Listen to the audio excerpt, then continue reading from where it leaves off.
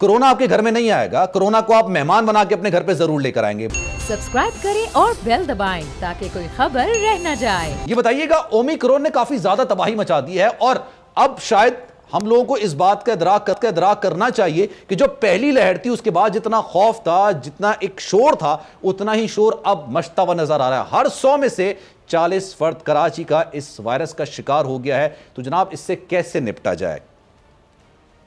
जी, बिस्मिल्लाहिर्रहमानिर्रहीम। देखिए, सबसे पहले तो इसमें कोई शक नहीं कि इस वक्त डिजीज़ बर्डन जो है वो सबसे ज़्यादा कराची में है। सबसे ज़्यादा कराची की पॉपुलेशन अफेक्टेड है। पर यहाँ मैं ये थोड़ी सी करेक्शन कर दूं कि 100 में से 40 नहीं, 100 वो लोग जो टेस्ट कराते हैं उनमें से 40 टेस्ट जो हैं वो पॉजिटिव आते हैं।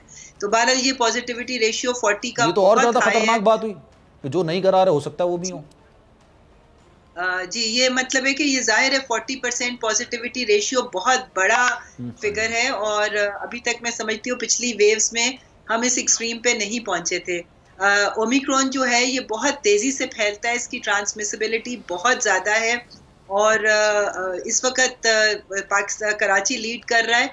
मगर मैं आपको यहाँ पर ये भी बता दूं कि कराची के हॉस्पिटल्स का जो सर्वे कराया गया, जो कराची में हॉस्पिटलाइजेशंस हुई हैं, तो उसमें ये पता चला कि 80% लोग हॉस्पिटलाइज्ड वो थे कि जिन्होंने वैक्सीनेशन नहीं कराई हुई थी। तो इससे हमें वैक्सीनेशन की अफादियत का अंदाज़ा हो जाता है।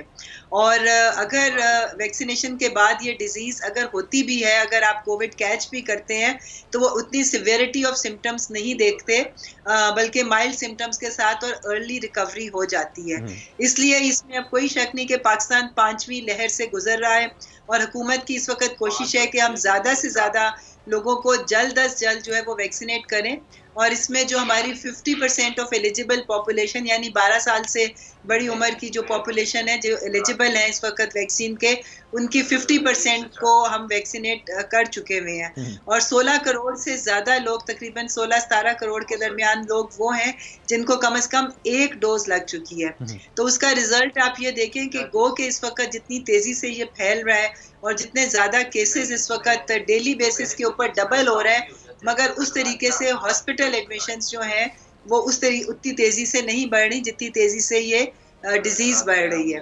तो इससे हमें ये नज़र आ रहा है कि अगर वैक्सीनेशन की अहमियत को समझा जाए तो वैक्सीनेशन बहुत हद तक जो है सीरियस डिज़ीज़ से हमें बचा सकती है। सब्सक्राइब करें और बेल दबाएं ताकि कोई खबर रह न जाए।